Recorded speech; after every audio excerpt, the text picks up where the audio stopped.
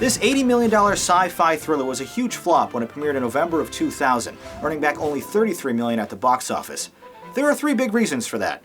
Mission to Mars came out earlier in the year and was much more realistic. Prior to this picture, Antony Hoffman only had experience with television commercials. He had never directed another movie before or since. And 3, the PG-rated story is a total mess of borrowed concepts.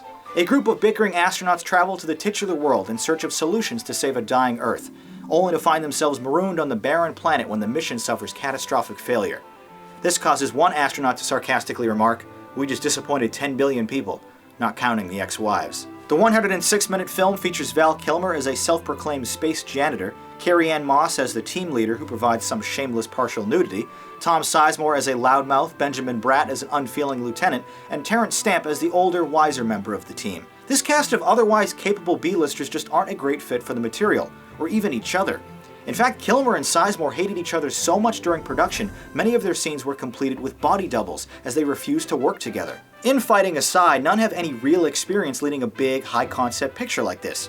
Well, except for Kilmer, but let's be honest, Batman Forever hardly qualifies as experience for anything. I'm sorry, launch release system not responding. Okay, guys, listen up. The MEV's not supplying power to the launch release system. I'm gonna have to stay back and arm it manually. Commander, with all due respect, we're not leaving without you. Hey, it's not up for debate. Cut the auto-guidance system and try to reboot the arm. No, we don't have time. Santon, you're in charge. I hope you like the saddle. Lock it up, gentlemen. Lieutenant Santon, MEV launch systems ready. Launch on your command. Crew secure. Secure. Secure. Secure. Secure. An obvious holdover from the 90s action movie era, there's pointless and unmotivated strobe lights and fog machines during the spacecraft's initial liftoff. I see no logical reason why the brave astronauts would want the sensation of visiting a cheap haunted house exhibit the moment before their most dangerous endeavor of their lives. But whatever.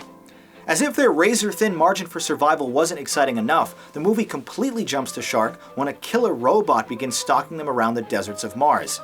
The movie does get credit for a realistic and pretty exciting zero-gravity fire sequence, though. And glimpses of their flexible, transparent iPad-like scrolls is a really neat bit of future tech.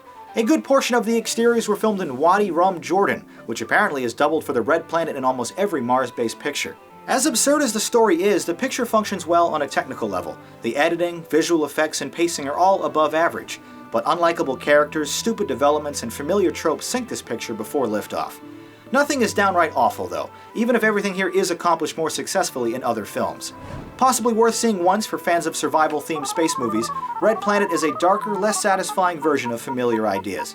But it's an alright movie.